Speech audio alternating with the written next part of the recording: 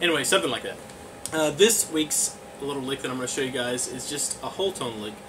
I'm going to show you the exact lick that I'm doing here.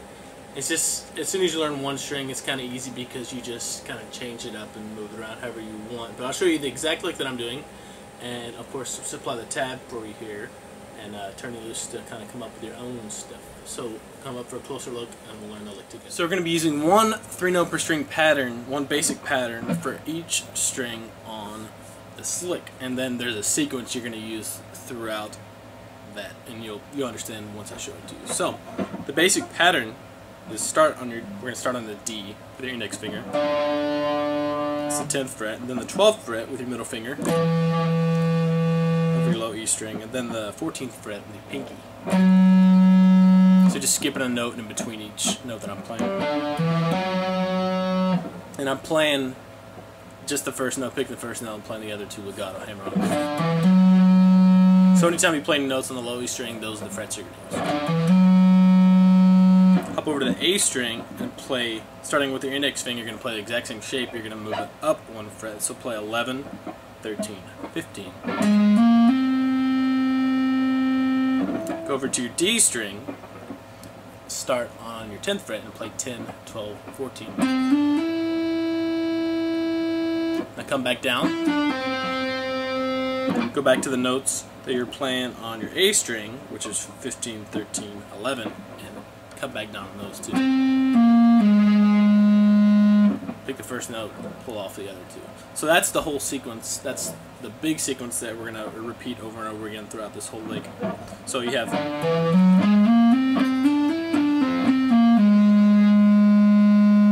And once you get to that point, you just start that sequence over again, but you start it on the A string. So the same notes you played on your A string, 11, 13, 15.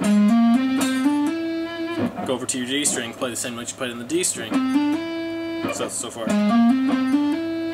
Then go over to the G string and play 11, 13, 15. And then come back down the G and D strings. So the second sequence starting on the A string will sound like this.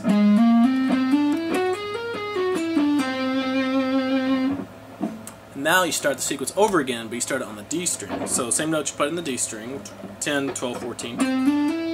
Go to the G string, 11, 13, 15. And now here's where the pattern kind of changes a bit.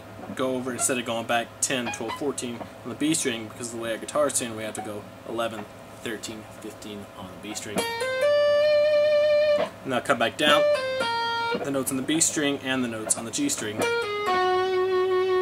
And now once you get to that point on the G string, start the sequence over on the G string. Same notes, and now once you get to the high E string, come up to 10, 12, and 14. And that's pretty much the end of the sequence. So I'll play it for you really slowly, just going up.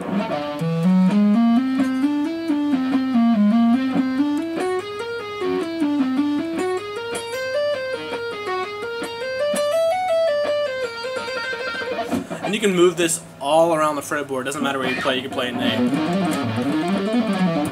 something like that. You can play pretty much anywhere you want. And coming down the lick, I do the exact same thing, but I'm just kind of in reverse. So if you start on the highest note of the little sequence we had,